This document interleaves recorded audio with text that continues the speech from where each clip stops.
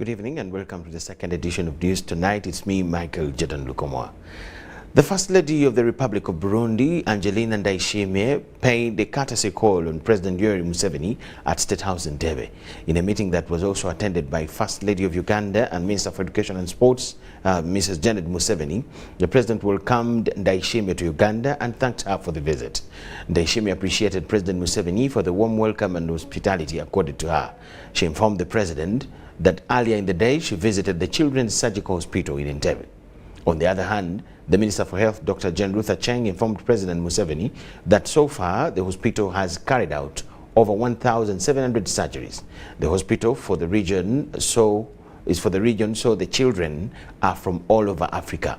The hospital handles gastrointestinal issues, which are basically abnormal and malformations.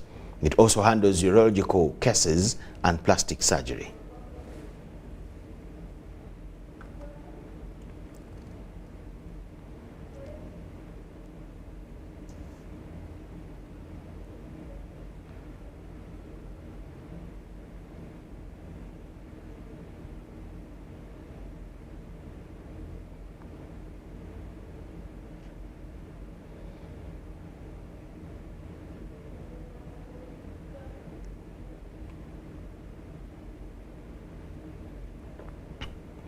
President Yoweri Kaguta Museveni and the Buganda Kingdom have paid tribute to the outstanding services rendered to the country by former Minister of State in the Office of the President and former Jinja West MP Henry Chisaja Magumba Chemba, who passed away recently. They conveyed their messages through their representatives, the third Deputy Prime Minister Hajat Lukia Isanga Nakadama and the second Deputy Katikiro of Buganda, Robert Wagwan Sibirwa, at a prayer service to celebrate the life of the late held at St. Paul's Cathedral in Namirembe. Ivan Juko was there and he reports.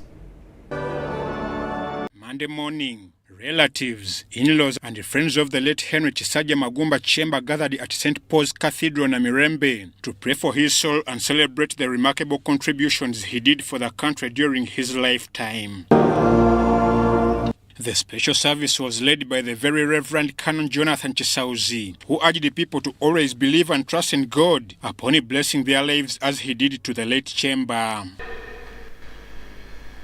He has done what he was supposed to do. The Very Reverend Canon Chisauzi praised the late for his love for his country, something worth celebrating his life for. Believe in God and believe also in me. Emitima jamwe tegeralikiriranga Chemba. The Lord knows the future. Amanyi how we will continue without Chemba. Abana, let your hearts not be troubled. Kubanga tatanga abalese, we have the Father. The day's chief mourner, third Deputy Prime Minister and Minister without portfolio Hajati Lukia Isanga Nakadama, represented the President and the central government. In his message delivered to the congregation, President Museveni expressed his condolences to the family of the deceased and praised him as a great statesman who loved his country without hesitation. Honorable Chemba was a seasoned public servant and politician with a rare sense of dedication to public service. The key cabinet and public service positions he was entrusted with by different governments since independence are a testimony to his leadership abilities. Buganda Kingdom was represented by the second Deputy Prime Minister Owekitiibwa Robert Wagwan Sibirwa, who first read Nabagereka Sylvia Najinda's message, a close friend to the late Chemba. At his storytelling ability, I believe he had one of the best memories. In return, he listened with genuine interest and enthusiasm to my stories, radiating a warm energy and creating a sense of camaraderie between us. May Honorable Henry Chemba rest in eternal peace. Signed, Sylvia Najinda Nabagereka. Oweekitiibwa Nsibirwa then introduced and read out a message of Kabaka Ronald Muwenda Mutebi II of Buganda Kingdom to the mourners. He was extremely kind, courteous, and helpful. He often tactfully assisted us to navigate the tricky situations that we encountered on various occasions. May his soul rest in eternal peace. Signed, Ronald Muwenda Mutebi II, Kabaka. Other mourners in attendance for the service included former Chief Justice Samson Wako Wambuzi, former Prime Minister Dr. Ruhakana Rugunda Ndugu, who represented the alumni of Soga College Mwiri where the late attended, Bishop Joshua Rwele of the Interreligious Council of Uganda, who represented His Grace Dr. Samuel Kazimba Mugalu. I thank His Excellency the President of the Republic of Uganda, who graciously recognized the great contribution of Henry Chemba and granted him an official funeral and send-off. Janet Kayimba, the widow and children, shared memories about the late Chemba. He didn't have any pain throughout his sickness. He didn't ever complain of any pain. The pain only came in the last 2 weeks. But throughout, he would say nothing about pain. And I thank God for that. Every day of our lives on earth, we hope to inch closer to being worthy of the legacy that He's left us. He paid His dues to this country and to the people. He didn't owe anyone, but He's left us all with a huge debt that we'll never be able to repay. After the late Chemba's death hit the airwaves, President Yoweri Kaguta Museveni announced that the deceased would be given an official state funeral. Henry Kisajja Magumba Chemba was 84 years old at the time he met his death and has been battling diabetes with other related complications. Ivan Juko, Dan Lugemwa for UBC. The country continues to mourn the late Chemba and pay tribute to him. UBC TV's Ivan Juko profiled the late and the legacies left behind by the statesman. Henry Kisajja Magumba Chemba was born on 8th February 1939 in Bunya County, Mayuge District in Busoga Region to Suleiman Kisajja, a colonial administrator, and Susanna Mutekanga.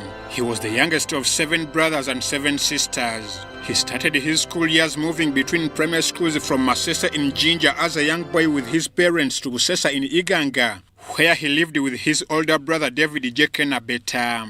In 1951, Chemba joined Busoga College Mwiri, an opportunity that paved his future. While at Mwiri, he gained a sense of patriotism studying alongside the intellectuals who included former Prime Minister Emeritus Ruhakana Rugunda, Sam Wambuzi, Paul Etiang, Oweekitiibwa Kayakavuma, and the late Chirunda Chive Jinja, among others. After earning his Cambridge School certificate from Mwiri in 1956, Chemba joined Makerere University, where he graduated with a Bachelor's of Arts degree in History in 1962. He later went on to earn a master's degree and certificate in African Studies from Northwestern University in Evanston, USA. He became Uganda's first principal private secretary to the Prime Minister of Uganda, a position he held from 1962 to 1972. In 1972, he was the principal private secretary to the President of Uganda. Chemba served as the Minister of Culture and Community Development between 1972 to 1973 and the Minister of Health from 1974 to 1977. However, he fled the country in 1977 following his disagreement with the atrocities of the regime he served. While in exile, he wrote and published a book titled The State of Blood, in which he revealed the gross failures suffered by Ugandans at the time under Idi Amin's leadership. Chemba became a member of the National Resistance Council in 1989, Minister of Animal Industry and Fisheries from 1989 to 1994, and a member of the Constituent Assembly between 1994 to 1995. Chemba was appointed Minister of State of the Office of the President, and between 1996 to 2001, he represented Jinja West in Parliament. In 2015, he was appointed a member of the Elders Forum Uganda. He was a member of the Judicial Service Commission from 2008 to 2016. He survived by 2 widows, 4 children, grandchildren, and an extended family and friends. I'm Ivan Juko for UBC. Ivan Juko for that profile and the coverage at the Requiem service. May his soul rest in peace. We'll keep you posted on the developments for the send-off. Meanwhile, the interjoint security agencies have captured 22 suspected ADF rebels who were attempting to establish a cell in Chankwanzi district. Police spokesperson Fred Enanga told the media at Naguru that police is on the reinforced operations against ADF remnants trying to establish in different parts of the country. Of tourists in Queen Elizabeth National Park by the suspected ADF rebels reignited security operations against ADF terror activities in different parts of the country. Security have captured 22 suspected ADF in Chankwanzi district. The Uganda People's Defense Air Force, where they carried out very successful airstrikes on an ADF camp 60 kilometers away from the Ugandan border of Ntoroko. And again, this followed very accurate reconnaissance and intelligence as we continue to degrade the groups, the ADF's ability to operate in the DRC and in Uganda. Back home, our joint anti-terrorism task team also carried out an operation in Chankwanzi, where 22 suspected ADF were picked. Police confirms re-establishment of new ADF cells and different recruitment centers to destabilize peace. They were trying to create a domestic terror cell in Chankwanzi. This is the second such operation in Chankwanzi. I remember last week we gave an update where we arrested about 3 suspected ADF also in Chankwanzi. So our joint counter-terrorism task force continues to monitor all spaces in villages, urban centers and towns where the ADF elements and remnants are trying to hide within the community. On the repatriation of the murdered tourists in Queen Elizabeth, police are collaborating with their countries of origin. The bodies of the 2 foreign tourists are still in the mortuary at Mulago National Referral Hospital, awaiting the arrival of forensic experts from the UK and South Africa who will review the circumstances of the violent attack and murder, evaluation of the evidence that has been gathered so far, and even the forensic analysis of the collected samples. To date, UPDF Mountain Brigade and police working with the Uganda Wildlife Authority for the suspected ADF murderers who allegedly killed 2 foreign tourists and a Ugandan tour guide in Kasese district. Highway patrolling has been enhanced and deployment at different tourist sites. Abdul Nasser Lowama and Komagum Rogers for UBC. The Uganda National Examinations Board, that is UNEB, has accounted for the progress of the 2023 Uganda Certificate of Examinations first week so far. We have details as well. 23rd of October marks the beginning of the second week in the conduct of the UC examinations for the senior 4 candidates. In West Nile, police in Yombe arrested 6 teachers of Nabita Secondary School and an invigilator who was sent to supervise exams at that school. The group is charged with possession of unauthorized material and disturbing an examination in progress. The 7 include Obo Julia Caesar, a teacher of economics, Ongukoru Josephine, a teacher of biology, Ntibirinjira Boniface, Waswa Godwin, Bamukabire James, Okelo Emmanuel, and Saddam Hussein, who are all teachers of Napita SS in Yombe. We also had an invigilator, Oliema Bosco. Investigations were carried out and they indicate that the smartphone for one of the teachers, Obo Julius, contained answers for the biology practical. Police is following up on this case. During the week, we lost 2 special needs education candidates who were both sickle cell candidates, who are both sickle cell sicklers. They were from different schools. One was called Wamtale Edwin, and was from St. Noah Mawagali SS in Jinja, and another one was called Celine Ann Namwase, a student of St. Andrew Kagwa in Gombe High School in Kawala near Kampala. As a board, we do send our deepest condolences to the school, to the parents, as well as all the support personnel who are involved in supporting these candidates. We want to caution against involvement in malpractice. Once again, we want to inform members of the public that unauthorized possession of any material which is said to be a UNEB paper is an offense. Such custody includes having that material on your phone, on your telephone, whether it's been sent there via WhatsApp or in social media platform. It is an offense. Kali, thank you so much. High Court's Criminal Division has started hearing evidence in the case where 9 people are accused of kidnapping and murdering Susan Magara. Prosecution has presented 3 witnesses to court: the uncle to Susan Magara, a police officer attached to Ginger Road Police Station, and a friend to the deceased. 9 accused persons in the murder of Susan Magara have appeared before Judge Alex Ajij of High Court Criminal Division in Kampala. Prosecution witness number 1 Muhindo Yusuf, attached to Parliament, was Susan Magara's friend. Muhindo told court how he got to know about the kidnap of Susan Magara, since by the time she was kidnapped, they were talking on phone. And she says, "Don't beat me." Then a man says, "Do you want to scream?" And another one says, "Beat her." They were like two different voices. So she says, "I will not scream, please don't beat me." Although he tried to reach back to her, all was in vain until he reported the issue to police. I was confused. I didn't know what to do from that state because I was hearing something happening in the car. I thought they were thieves. The second witness, Sergeant Chiganyira Enoch, attached to CID headquarters, told court how he got in touch with Muhindo Yusuf on 7th February 2018 when he reported the case of kidnap of Magara. My lord, at around 8:30 p.m. in the night, a civilian car Harrier in black approached our quarter guard. My lord, at that time, I raised Lieutenant Nyakairu Frank, attached to CMI Mbuya. He provided coordinates of the 2 numbers. Those numbers were reading Runguja.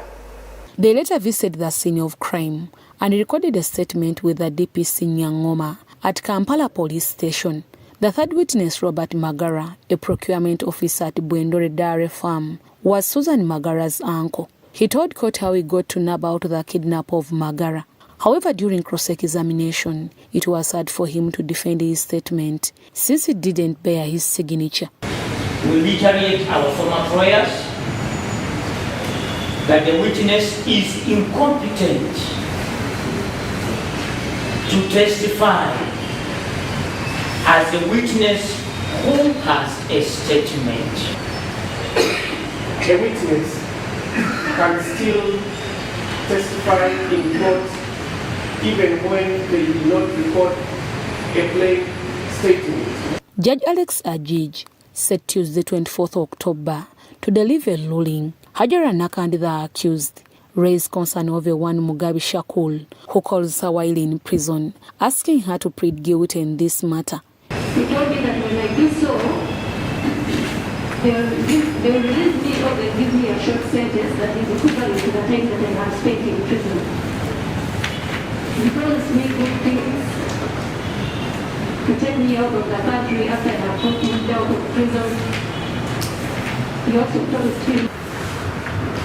Meanwhile, the hearing of the murder case of Immaculate Onebe, wife to Onebe, against businessman Francis Onebe and Bonnie Orio Court, defense cross-examined the prosecution witness Jacob Okero. The point is there are over 15 criminal suspects mentioned. And he has been conferencing. He has conferenced at police, he has conferenced at the DPP. And I'm asking him, at what stage did he and others decide to leave the other ones and only proceed for A1 and A2? We have told court here that several files were open to investigate some of those people. Others even appeared in court. Others were investigated by more than one security agency, and there was no incriminating evidence to warrant their prosecution. But from time to time, the investigators kept interacting and engaging. Judge Michael Ubo adjourned the case Tuesday, October 24th for further hearing. Immaculate Onebe, wife to the accused Francis Onebe, was kidnapped in January 2021 in Buziga Munyonyo, Kampala district. Deborah Namamonde, Nantongo Rebecca, UBC News.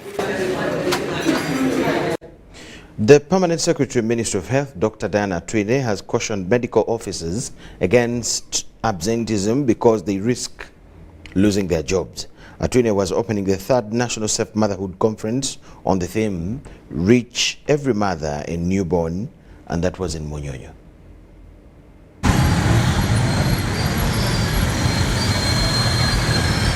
Uganda has registered a reduction of maternal and newborn mortality in the bid to accelerate progress towards achieving sector development goals and sustainable development goals by 2030.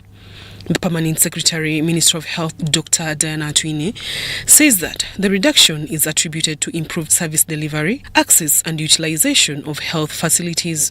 We improve on the human resource capacity building because we noted that still, for example, neonatal, for the newborn, we don't have sufficient skill among the nurses, so we want to improve the neonatal care in our facilities. We want to continue to train our health workers. We want also to ensure that we improve on the responsiveness. The responsiveness, I mean early intervention. You saw that some of the mothers that died was because of late intervention. Atwine noted that there is need to improve the capacity of health workers, all cadres in terms of diagnosis and management of mothers to ensure safe motherhood. How dare you? You are a medical doctor. You are on duty. You simply switch off the phone. You prescribe on phone. How dare you? Why don't you resign and go and look after cows or something else? Why don't you? Before we were talking about we are surviving now, motivation. We need to pay. We are not paid. We are not paid properly. What has changed after we paid? What has changed? Doctors are not staying at facilities. You are hobnobbing in facilities all over the place. You are not working as per your duty, as per your contract, as per your appointment terms. You are not. We are not going to change the trajectory to get where we were until we get to be serious. Assistant Commissioner in charge of reproductive and infant health at the Ministry of Health, Dr. Richard Mugahi, says that the country has registered a decrease in maternal mortality, although still register a number of mothers dying due to preventable causes like hemorrhage, sepsis, and obstructed labor. Last year, we registered 1,226 over 12 months. These are mothers who die in the healthcare system. This year we registered 1,276. The conference focuses at improving maternal, child health and family planning indicators. Zahara Abigawa, UBC News. Now, parents whose children were abducted by the Lord's Resistance Army in northern Uganda are crying out for government intervention to some of the challenges they're facing in the aftermath of the war. Majority of them are living in deplorable conditions with little hope of ever reuniting with these children that were abducted. Some have unconfirmed information that their children were killed. Eddie Olua has details to this. Corinna Yuge, resident of Widam, Hagweng Sub-County in Lira District, is one among many parents whose children were abducted by the Lord's Resistance Army. On the 9th of October 2001, her eldest daughter was abducted together with her sibling.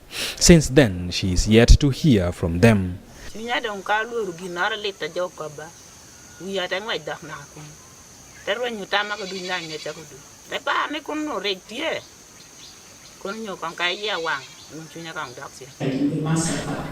Erichi, a Kole community adult literacy facilitator in Abia sub-county, Haleptong district, had a child abducted when the LRA, believed to be commanded by Okwato Diambo, attacked Abia IDP camp in 2004. In the attack, 139 were massacred and several abducted. Both Erichi and Corinna are widows.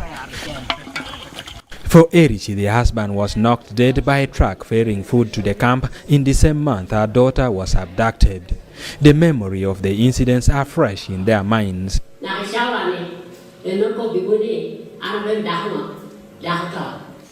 For Corinna, her consolation has been in the church, but for Erichi, the local traditional band has been her therapy. This year alone, more than 70 ex-LRA soldiers were repatriated, rehabilitated, and to be reunited with their families. However, news of this kind does not resonate well with the two women. Their hearts boil to reunite with their children.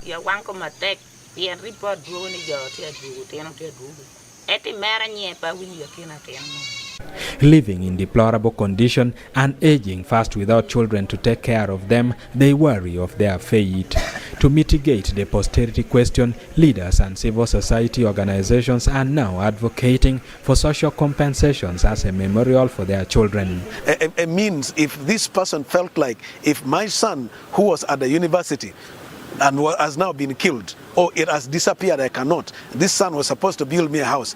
Can these people be helped to have houses to live in so that that remains a memorial for their children? I feel that that's a consideration that government should think about, that civil society should think about, but also the community leadership should think about. But the government has done something by giving us the institution and making it a government institution that can help in training the people. But the people down there who cannot go back to school are there.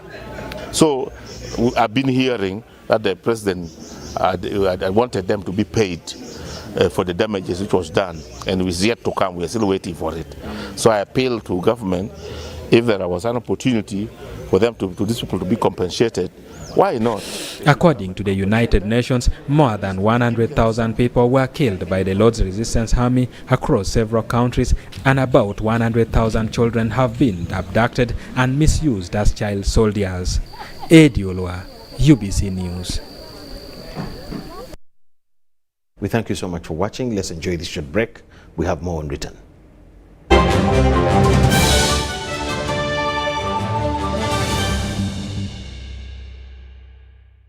Pay or shop with MTN Momo and get cash back every week. It's free of charge.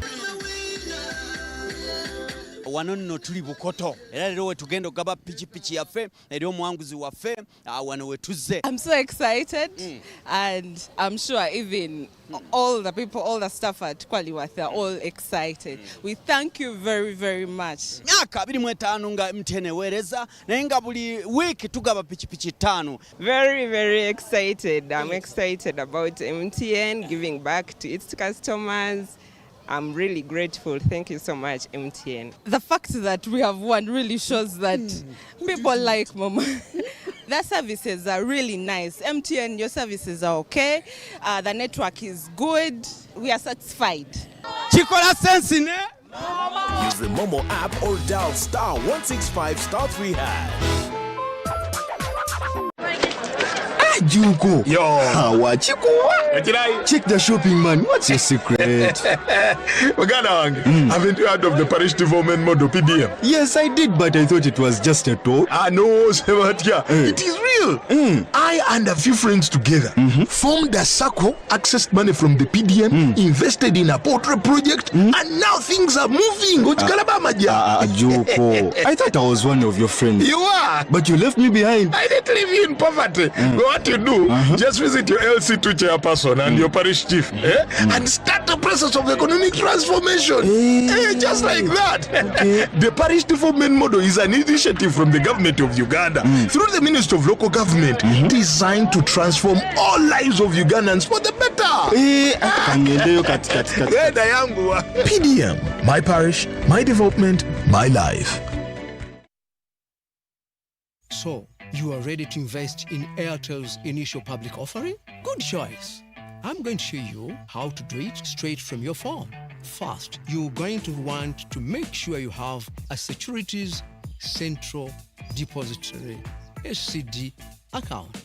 Dial *185*85# from your Airtel number. Choose Airtel IPO purchase from the available options. Enter your valid national identification number when prompted. Before you purchase, there are a few things you need to know. The minimum purchase is 2,500 shares. The share price is 100 Uganda shillings. Select the number of shares you wish to purchase. Choose your relevant broker for the purchase. Enter your Airtel Money PIN to confirm the transaction. Congratulations! You will receive a confirmation message of your successful purchase.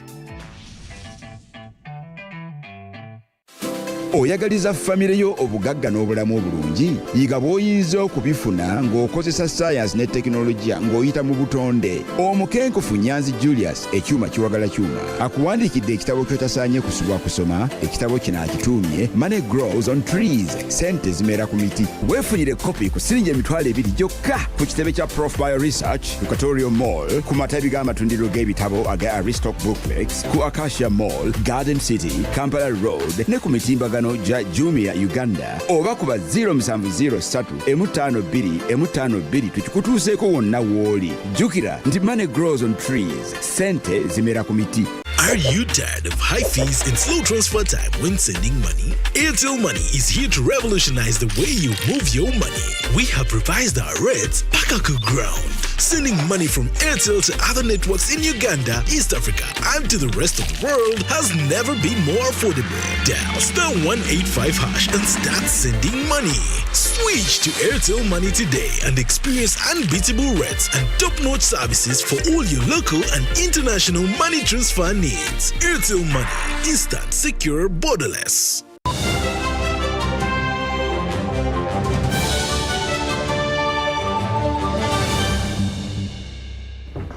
UBC News Tonight.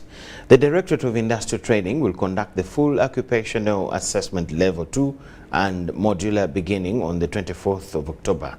The Deputy Director in charge of assessment and certification, Dr. Michael Kumu, appeals to assessors to be ethical and trustworthy when exercising their duty.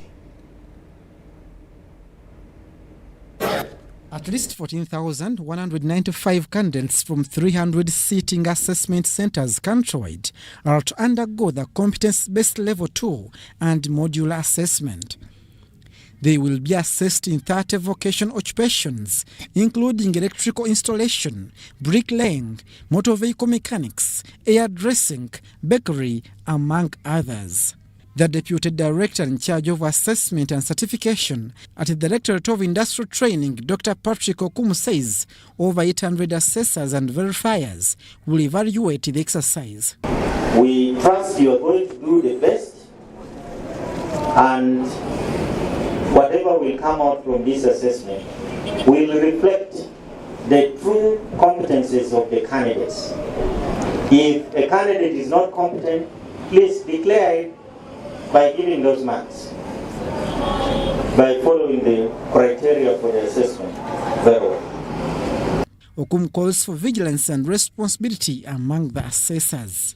Others who also demand that they should be given money in order to give marks for the candidate to pass. This is not allowed. If you do that, there is the law. You will be confronting the law. The Principal Qualifications Officer, Turiam Simira Johnson, appealed to the institutions to collaborate with assessors and follow the assessment guidelines. We always remind you of the pass mark. The pass mark for the practical has never changed. It is at 65%. And for the written test, is at 50%. But written tests will not be marked at the center. After they have done the written test, seal and pack them, then liaise with your coordinators to return back. The system of assessment was introduced by the Ministry of Education and Sports to include artisans in the informal sector so that they can be recognized and compete on the job market.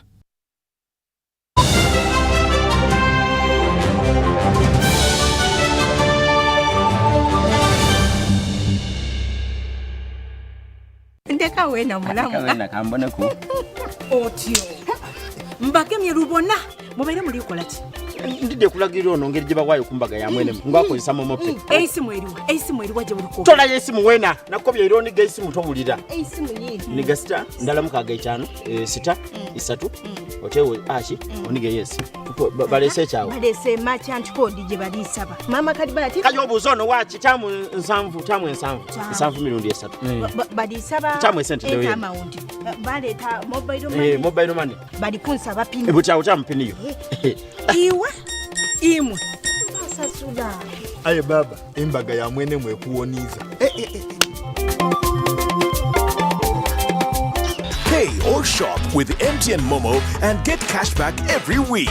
It's free of charge. Use the Momo app or dial *165*3#.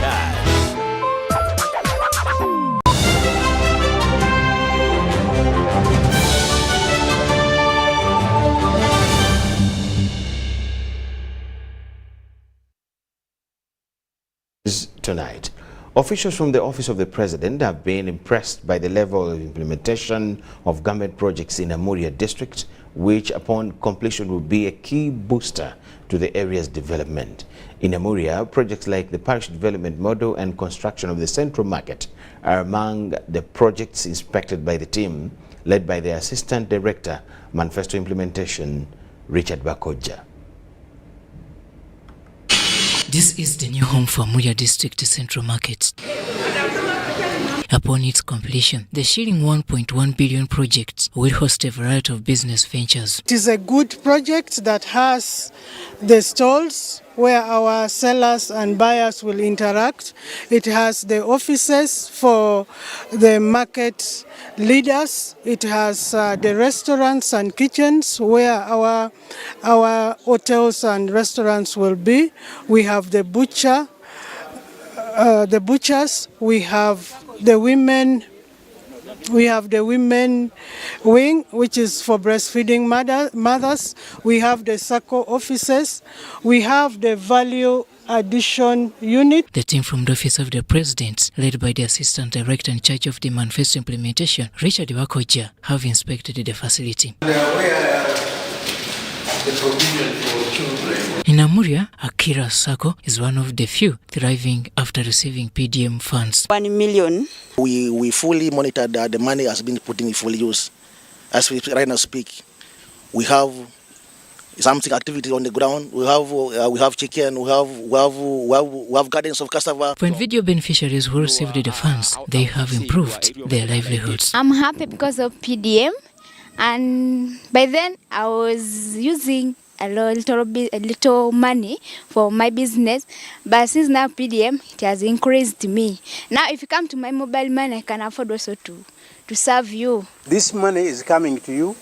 It is to empower you, but it's also borrowed to you. You are not given as gift. It's money to propel you forward. Are we together? Yes. So when you get this money, put it to good use. Amuria Resident District Commissioner Eyali Lilian says government has scored in the implementation of the 2021-2026 manifesto. We have also had seed schools which are under construction.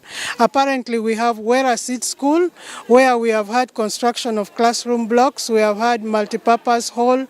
We have had the fencing. We have had the laboratory. Officials from the Office of the President Manifesto Implementation Unit are assessing the impact of the government's programs to the beneficiaries under the manifesto of 2021-2026. Robert Onyango, UBC News. That brings us to the end of all we had this evening. Before we go, let us look to the foreign market exchange rate.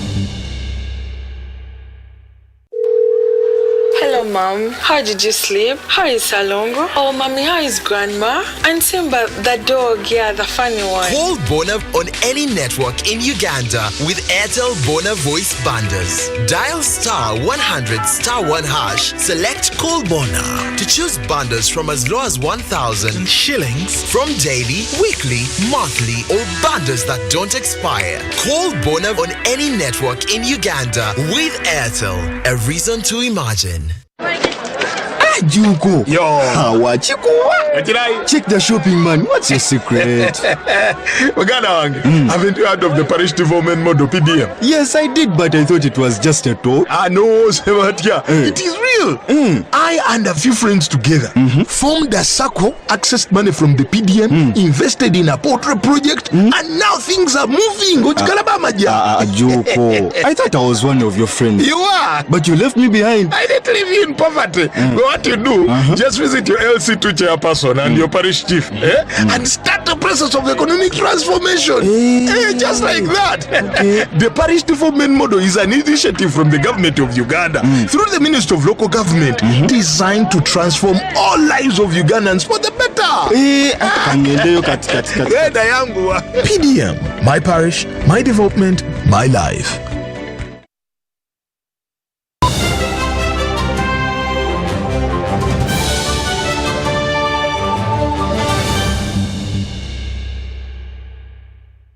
That is all we had for you tonight. Thanking you so much for watching. Wish you the best of the night. Let's catch you in our other programs, most especially tomorrow. My name is Michael Jordan Lukomwa. Bye-bye.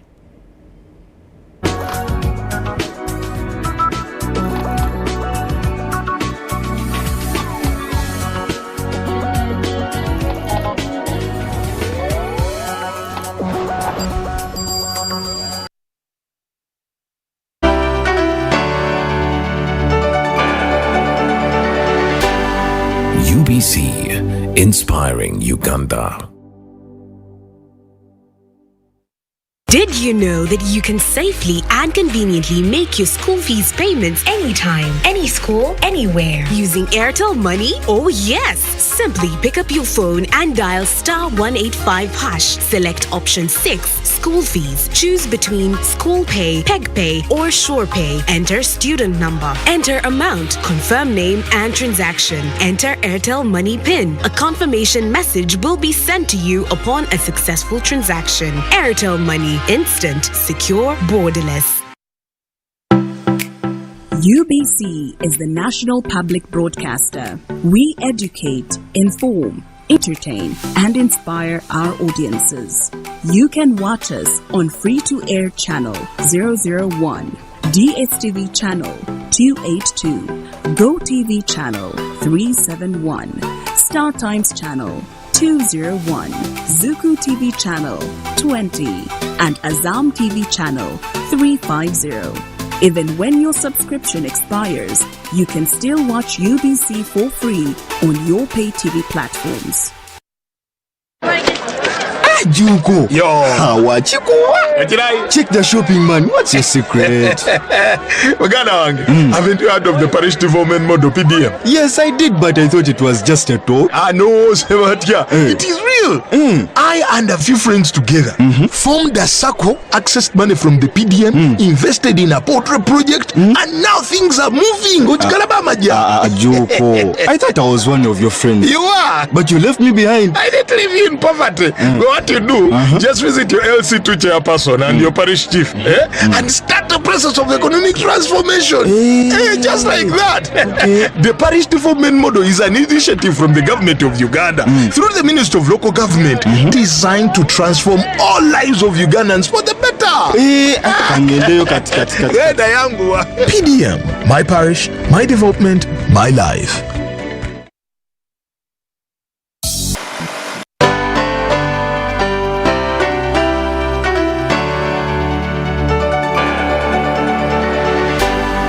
UBC, inspiring Uganda.